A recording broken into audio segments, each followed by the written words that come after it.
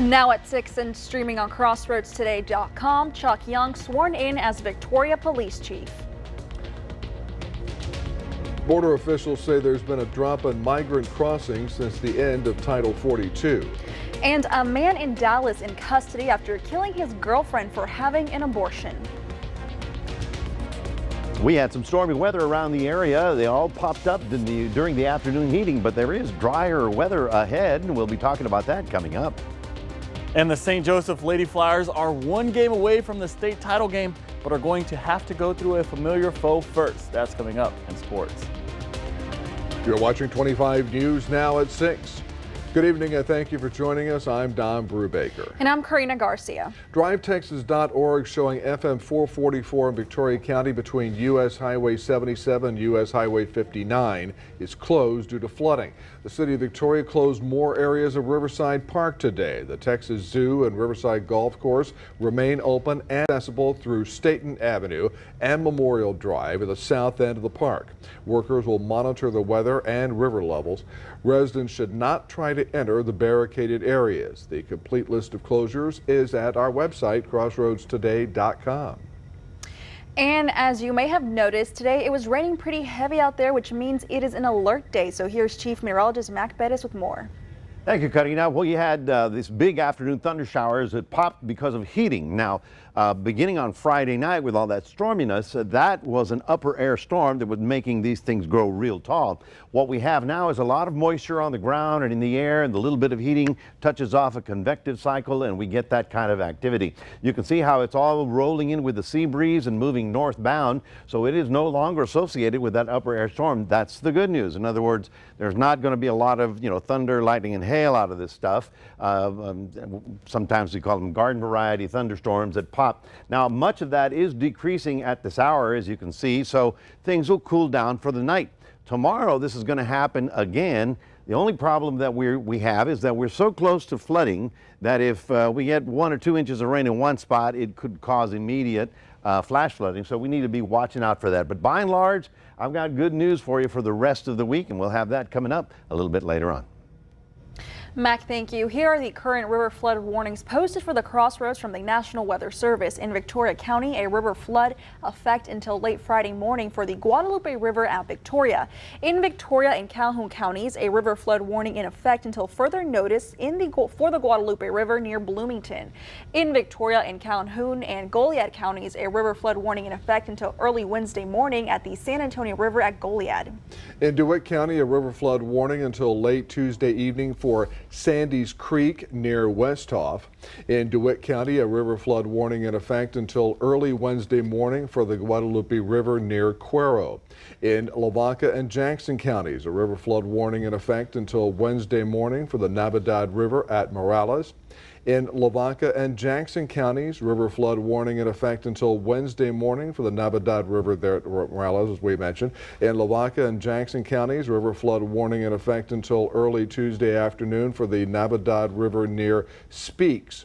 In Jackson County, river flood warning in effect until Wednesday afternoon for the Navidad River at Strain Park.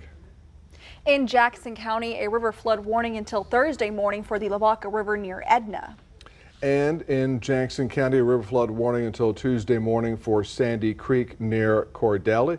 And in Goliad County, a river flood warning in effect until late this evening for the San Antonio River at Highway 72 near Runge. Newly elected Victoria Police Chief Chuck Young sworn into office today. Young has served as the City of Victoria's Deputy Police Chief since 2021 and brings more than 42 years of law enforcement experience. Young's career started back in 1980 when he joined the Dallas Police Department, where he rose to the rank of Major. Young was awarded the Honorable Officer of the Year award and 5 life-saving awards, one of which involved rescuing a woman from a burning home. There's a lot of goals that we need to do. The crime reduction is a big thing. Back to the community. Our community engagement is strong as it is. I want to make that stronger. He recently earned the Victoria Police Department's Leadership Award for contributions and advancements towards the department. Now, Victoria Police arrested a man who now faces 8 charges, including kidnapping. Authorities say he abducted his 1-year-old child in the 1400 block of Melrose Avenue on Sunday. The suspect and child were found in the 4300 block of Hazley Street. The man is an ex-boyfriend of the woman of the child. Police had to use a taser to subdue the suspect. Authorities say he had a knife and he was taken to the hospital. The child now returned with the mother. A Houston woman accused of shooting a family member in Wharton, now in custody of the Wharton Police Department. 21-year-old Tamia Miles jailed on charges of aggravated assault with a deadly weapon and possession of firearm by a felon. Now to the border, where federal officials say there's been a major drop in number of migrant crossings in the border since the end of Title 42. The White House says that's proof their new policy appears to be keeping migrants away. Department of Homeland Security officials touting new and tougher asylum policies, stressing a huge drop in migrants at the southern border. Over the last 3 days, we have seen approximately a 50% decrease in encounters compared to the days leading up to the end of Title 42. The pandemic-era public health policy meant to deter crossings expired last week, officials bracing for a surge in migrants, but they say Border Patrol agents detained around 4,200 migrants, a drop of 2,000 from the day before. Much better than you all expected.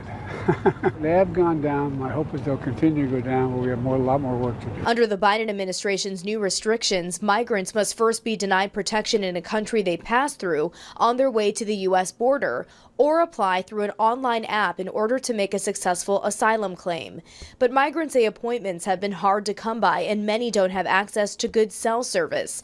Breaking those rules can lead to deportation and a 5-year ban on entering the country. What we are seeing is people really making a use of lawful pathways in a big way. ABC's Will Carr is at the border, where more migrants are attempting to make their way into the country. There are more than 1,500 people at this campsite in Matamora, some staying in tents, others in makeshift tents that are made up of tarps and branches, all hoping to make it into the United States. An increase in apprehensions is still possible in the days and weeks ahead, with some confusion about the administration's new policies. Across the regions, tens of thousands are still on the move, fleeing violence, political repression, and despair in their home countries. Rena Roy, ABC News, New York. A Dallas man is charged with killing his girlfriend after she allegedly went to Colorado for an abortion. 22-year-old Harold Levins Thompson under arrest for the murder of 26-year-old Gabriela Gonzalez. Police say video shows the two walking together before Thompson tried to put Gonzalez in a chokehold. As she ran, police say he shot her in the head and then fired several more times as she lay on the ground. The arrest warrant states Gonzalez returned from Colorado the night before to get an abortion, and Thompson, believed to be the father, did not want the procedure. Thompson was denied bond. KHOU in Houston reports one person is dead after a fire broke out at the Marathon Galveston Bay refinery in Texas City. The fire started Monday morning in a unit, and according to officials, the fire was under control within a few hours. There was no shelter in place needed, and the fire was not deemed a threat to the community. Officials first said all employees were accounted for, but then released a statement saying an employee passed away as a result of the fire. Senate Bill 896 is making its way through the Texas legislature, and free speech advocates are sounding the alarm. SB 896 could change the way Texas protects you, businesses, and news organizations like 25 News Now from trivial lawsuits when it comes to free speech. The Texas Citizens Participation Act, known as anti-SLAPP laws, protects people who speak out on matters of public concern and keeps them from getting sued. SB 896 revises the act. The House has until May 23rd to put SB 896 on the calendar for a second reading. After that, the Senate would vote on it, and it could end up on the governor's desk. This brings us to your viewer poll. Scan that QR code on your screen to vote now. Here's the question. Are you worried about SB 896 affecting freedom of speech? Yes or no? Let's look at the numbers. 78% of the voters say yes and 22% say no. We thank you for voting. Come to crossroadstoday.com/vote to take part, and we'll have an update on 25 News Now at 10. 3 people transported to hospital Sunday after an RV exploded at an RV dealer in Wharton. Authorities say the 3 people suffered first and second-degree burns. Wharton police report the gas stove was left on in the RV, causing the explosion. Stay with us. Coming up on 25 News Now at 6, students in the Dallas area could face punishment for partaking in walkout for gun violence. Also ahead, 5 U.S. lawmakers urge President Biden to send fighter jets to Ukraine.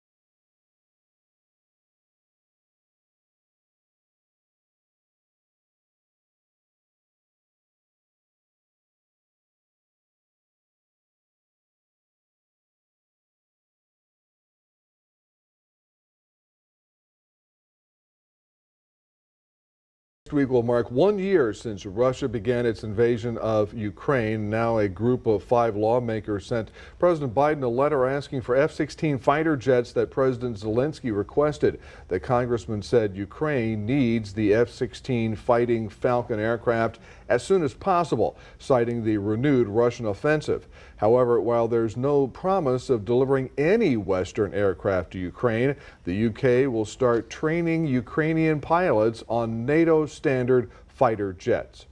Students who took part in a walkout in protest of a gun violence in the Dallas area say they're being punished by the school district for the decision.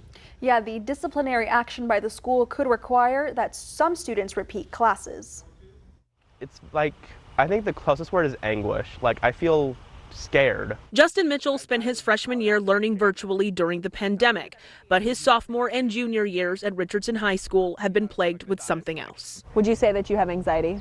Yeah, absolutely. I take medicine for it, but it gets really bad at school. His feelings spurred by our world. I just feeling so anxious because, like, it can happen anywhere, anytime. On Thursday, he joined students across North Texas who held a walkout to protest gun violence. But he says when he walked out at noon, he was not allowed to come back in. I think it's absurd. I think being expelled for that day and just not being allowed back in is absurd. Richardson ISD principal sent this email to parents Wednesday saying students who walked out would not be allowed to return and would receive an unexcused absence. The one Mitchell received Thursday positions him to possibly have to repeat classes due to the district's attendance policy.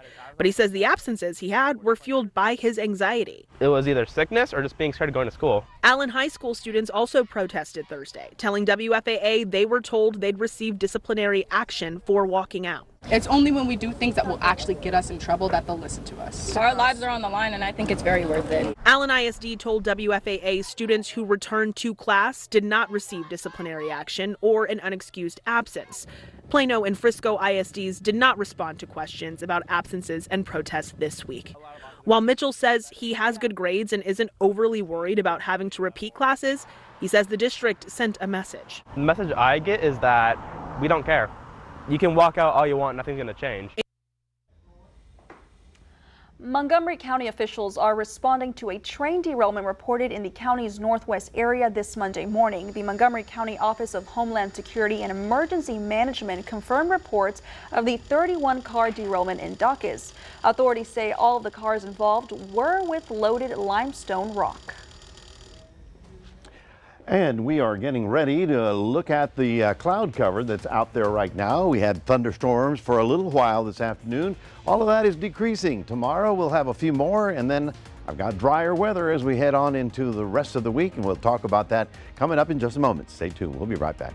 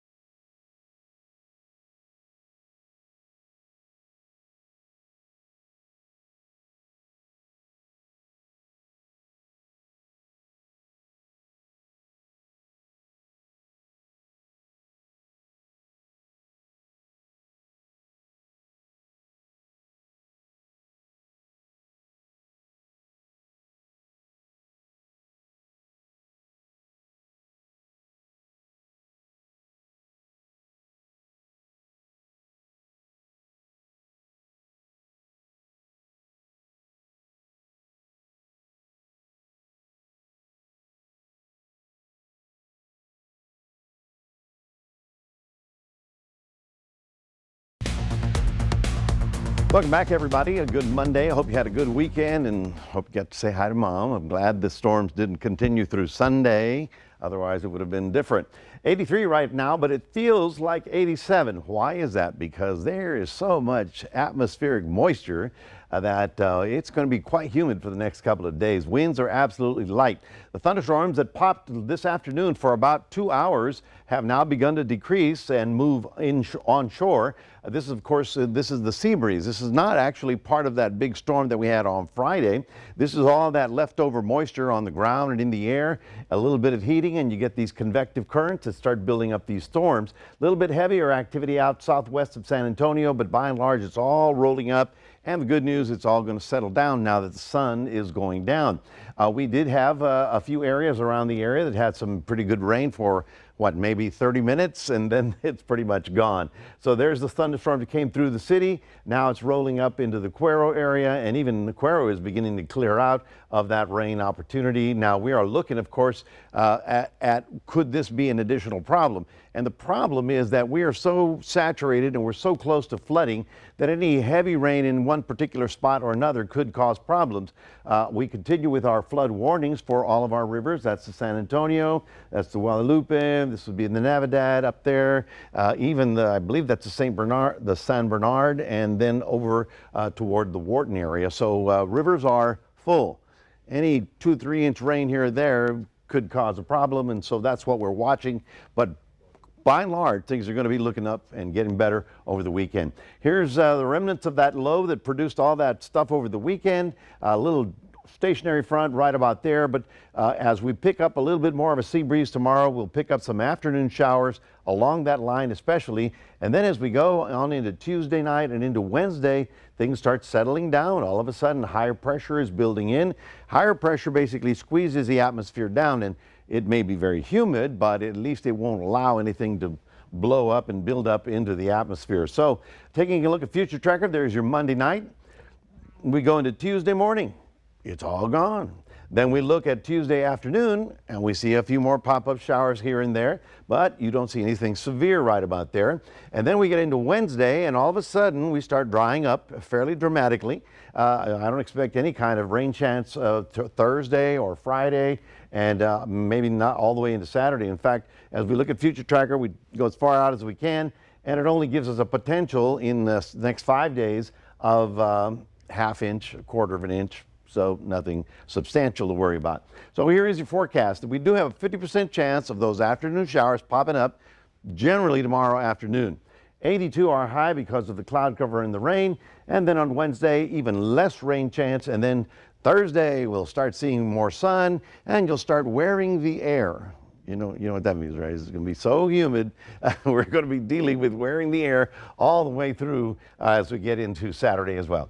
That is your 7-day forecast. We are looking, of course, at the QR code.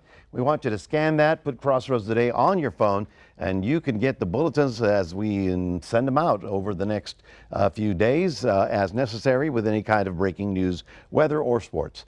That is it from the weather front. We'll toss it over to Karina. Thanks, Mac. And now here's Sports Director Gina Perez. Thanks, Karina. A local gymnast competed over the weekend and tried to bring home another championship. We see how she did after the break.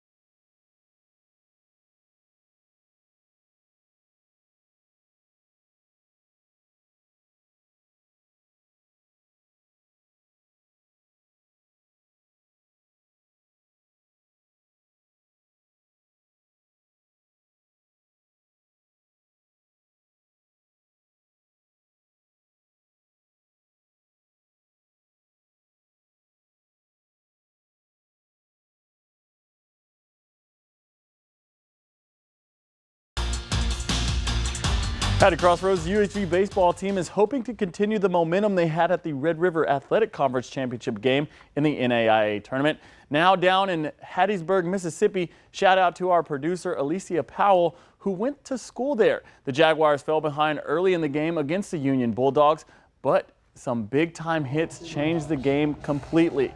The Jags came back and tied the game thanks to a Zach Lee home run in the 4th inning. From then on, the Jaguars had a stranglehold on the game, including a 6-run 7th inning putout. Raul Lopez led the team with 3 RBIs, including a run driven in the 6th. The Jaguars had a total of 14 hits. UHV will also have another game, which was supposed to start at 5, but due to weather delays, that has been pushed back. Yet another champion is coming back to the Crossroads after the Elite Challenge in Irving. Local gymnast Jaden McCarter was dominant. She finished in 1st place after the preliminaries, and heading into the finals, she had a 3-point lead. She would hold and extend the lead with her next few jumps and would go on to win by 4 total points, meaning she is the 2023 Level 10 Elite Challenge champion. And this is her her gold medal of the year. This is her 2nd gold medal this month. She also won the Region 3 championships, where she won the championship on trampoline and double mini. The St. Joseph Lady Flyers are one game away from making it to the state title game. But before we get too ahead of ourselves, they still have to face a familiar foe. The Lady Flyers are in Fort Worth and about in an hour from starting in the game between the district rivals, the Hyde Park Panthers. The Panthers and Lady Flyers both split the series in district. This is the first time since 2014 that St. Joseph has made the state tournament. And the Panthers' past 5 wins have been in dominant fashion, winning by 15 or more points. The St. Joseph Lady Flyers head coach Raul Chapa said he's going to rely on pitching and try to limit the power hitters that the Panthers have. First pitch is at 7:30 in a win or go home game. If the Lady Flyers win, they will play for the title game tomorrow at 1:30 in Fort Worth. 3 different schools, 5 different teams are moving on to the next round of playoffs in baseball and softball. The Shiner softball team is coming off its win over Ganado and will get Granger in Game 1 Thursday at Dripping Springs High School. In baseball, the Shiner team is coming off a win-or-go-home win over Refugio and will now face Weimar. Game 1 is Thursday in Rice Consolidated. Hallettsville softball is looking for a back-to-back state title, but before that, they have to face against Santana Gertrudis Academy with Game 1 on Wednesday at 6:30 at A.C. Jones High School. Over to the boys' side, the Bremas get Jordanton. Game 1 is Friday at 4:30 in Karnes City. And lastly, the Industrial Cobras get Columbus. These two teams split the series, but Columbus won the game 11-4 last time. Well, that's your sports. Donna and Karina, back to you. Thanks, We're back in a moment. A huge turtle called the Chunkosaurus is all the buzz in Chicago.